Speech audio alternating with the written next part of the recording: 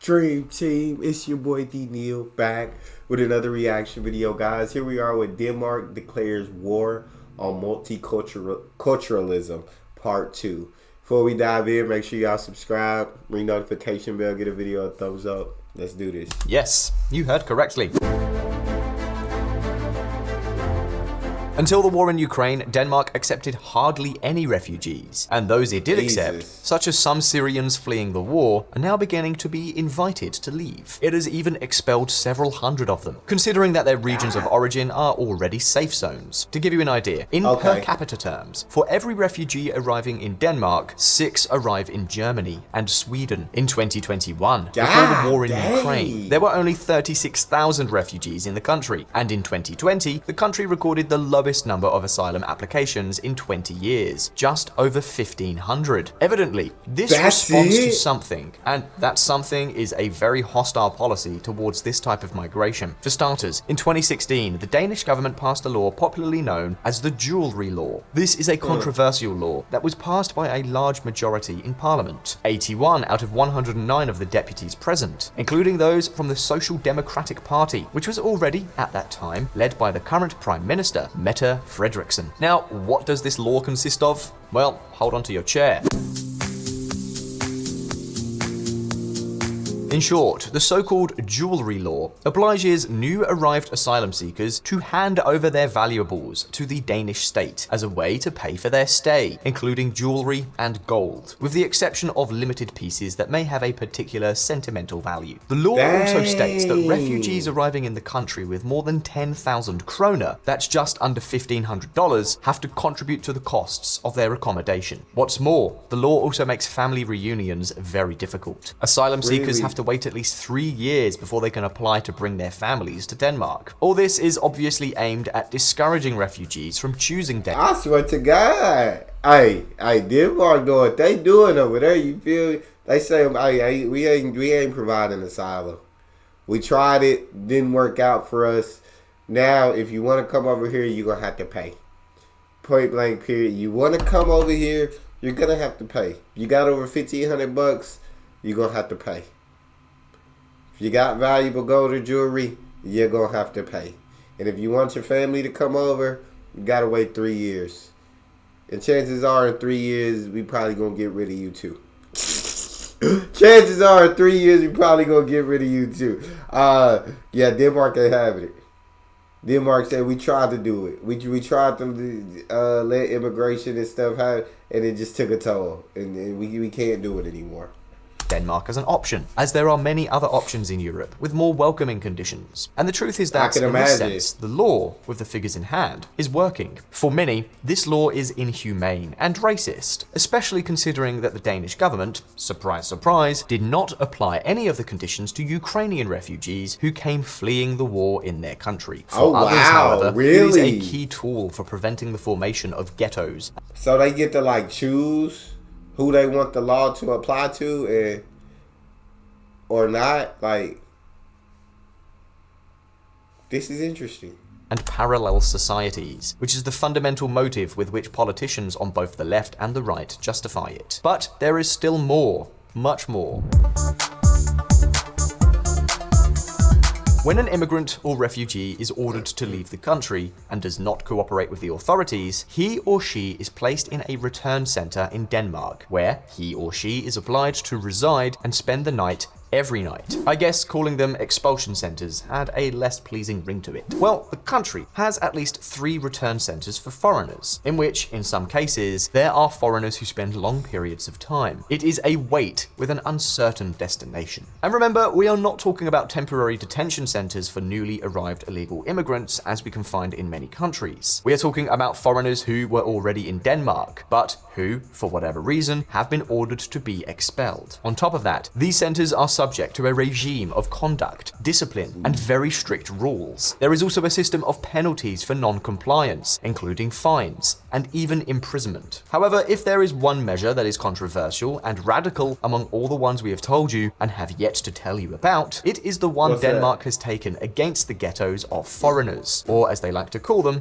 parallel societies. You see, as we explained in the video we made about Sweden, one of the problems that hinders the integration of many immigrants is their concentration in areas where they have little contact with the local society. We're talking about areas, neighborhoods, usually full of public housing that were given to these immigrants because they were considered vulnerable groups. Areas in which closed communities end up being created with their own culture, customary, and sometimes even de facto laws. We're talking about areas where, in many cases, contact with the neighbors in the local population of the host countries is zero. We are also talking about places where a large proportion of the foreign resident population does not have regular jobs or ends up engaging in criminal activities. And of course, exclusion leads to more exclusion, and that never turns out well. In this sense, these areas are the ones that have served as breeding grounds for organized crime in countries such as Sweden, where they are experiencing an unprecedented security problem that is overwhelming the authorities themselves.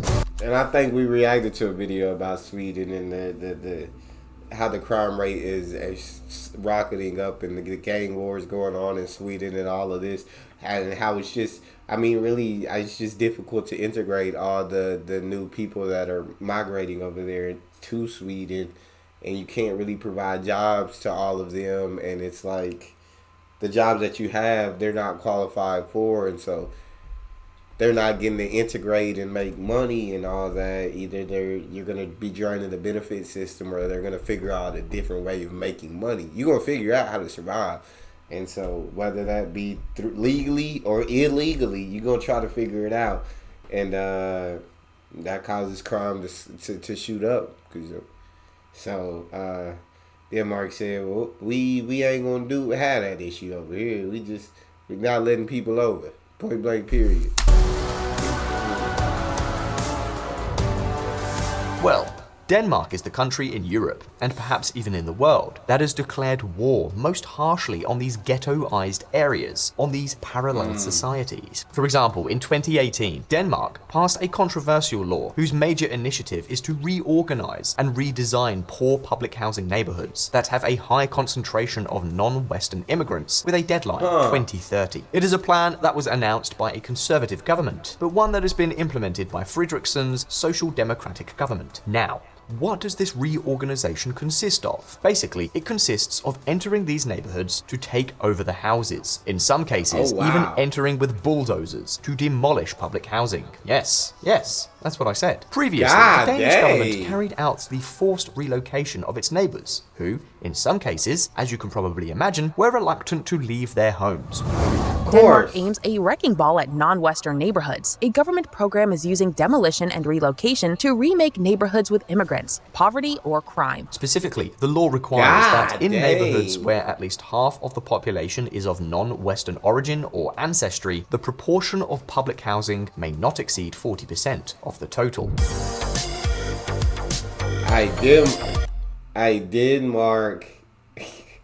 Denmark said we gonna keep this place prosperous. We gonna keep this place looking good. And if I see the ghettos and I see poverty and I see all that, we doing away with it. If too much public housing in one area becoming the ghettos, we doing away with it. Too much poverty in one area, too much crime in one area, we doing away with it. We taking the bulldozers to it. People gonna have to relocate, but one thing we gonna do is keep this country prosperous and keep this country beautiful. It's what it sounds like. In order to declare an area as susceptible to action, the law indicates that at least two of the following characteristics must be present: low income, poor educational performance, high unemployment, or high percentage of inhabitants with criminal convictions. One of the places that serves as an example of a ghetto is the Mjølnerparken neighborhood, where 43% of its residents are unemployed, 82% are of non-Western origin, 53% are poorly educated, and 51% have low incomes. In practice, this means that by 2030, the Danish government will have to demolish or alternatively empty and resell to others more than 4,000 public housing units in such neighborhoods. As of today, about 500 have been already demolished. Many of those that are not demolished and where it has been decided to keep them are sold to investors who renovate them and then sell them at market price to new inhabitants with higher purchasing power. In practice, the idea is to relocate and dilute the immigrant population within Danish society. Yeah, That's what I was gonna say. I mean, they don't have. If you go in there with wrecking balls and get rid of all this public housing, sell it to investors to get them looking good at everything, and then they sell them to people with more purchasing power who got more money than the lowly educated, lowly employed, low income. They're not going to have anywhere. They're going to have to leave the country, which is, I mean, it sounds like, of course, that's what Denmark wants in the first place. So they ain't saying they not saying you got to leave, but they making it very hard to stay. Preventing foreigners from concentrating in specific areas, from isolating themselves from the rest of society, and thus failing to integrate. Conceptually, the idea is not bad. What is more controversial is the forced and compulsory approach that has been taken in Denmark. We take the basic view that concentrating social problems increases social problems. We do not believe it's advantageous to grow up in a neighborhood where there are many social and integration-related problems. I imagine there will be opinions across the board here.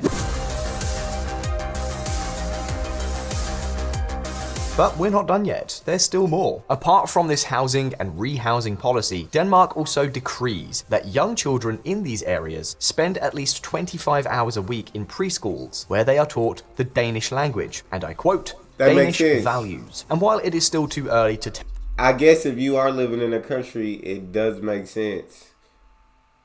You know what I'm saying? They're going to try to get these kids educated, I guess, the Danish way. So that when these kids grow up, these kids are able to help and get better paying jobs that are able to give more taxes to the government, that are able to keep all these benefits flowing but not become a drain on the system. You feel me?